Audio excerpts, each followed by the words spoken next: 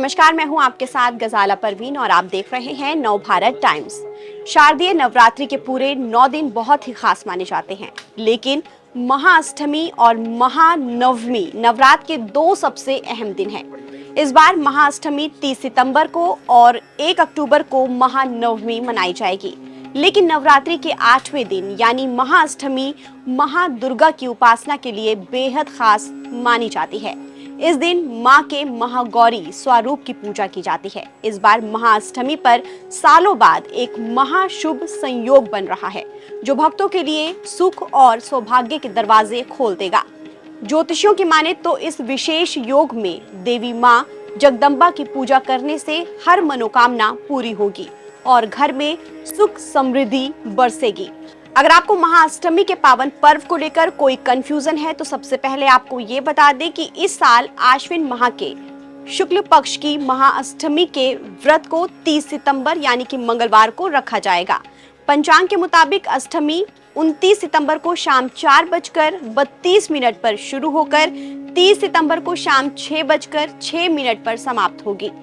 ज्योतिषियों के मुताबिक इस साल दुर्गा अष्टमी पर कई मंगलकारी संयोग बन रहे हैं, जिससे इस दिन का महत्व कई गुना बढ़ गया है। पहला शोभन योग है, जो देर रात 1:03 तक रहेगा। ये योग अत्यंत शुभ माना जाता है।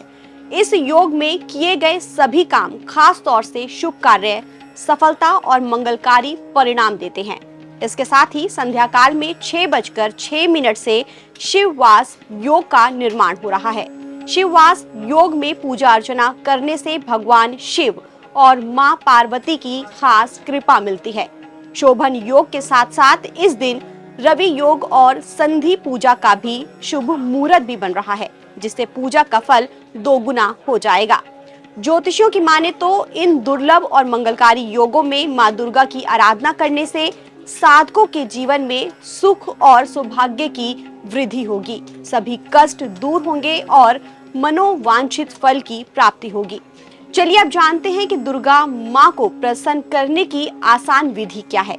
महाअष्टमी के दिन संधि पूजा का विशेष महत्व होता है। ये पूजा अष्टमी तिथि की समाप्ति और नवमी तिथि के शुरुआत के समय की जाती है। ये समय पूजा और बलिदान के लिए अत्यंत शुभ माना जाता है।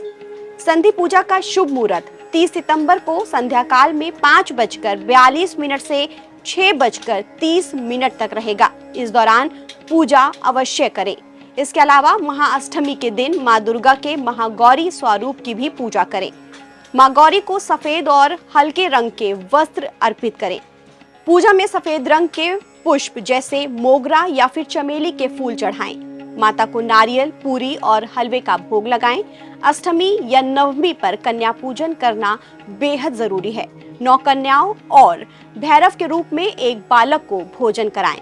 उन्हें सम्मान पूर्वक आसन दें, पैर धोएं, भोजन कराएं और दक्षिणा उपहार देकर विदा करें। अष्टमी के दिन हवन करने का भी विशेष विधान है। शुभ मुहूर्त में हवन कुंड स्थापित करें और मां दुर्गा के मंत्रों के साथ आहुति दें। हवन सामग्री में कमल गट्ठा अवश्य डालें, इसे शुभ माना जाता है। बस ये आसान सी पूजा विधि करके आप मां दुर्गा को प्रसन्न कर सकते हैं, जिससे आप पर और आपके परिवार पर मां दुर्गा की कृपा बरसेगी। ताज़ा अपडेट के लिए आप बने रहिए नवभारत टाइम्स के साथ।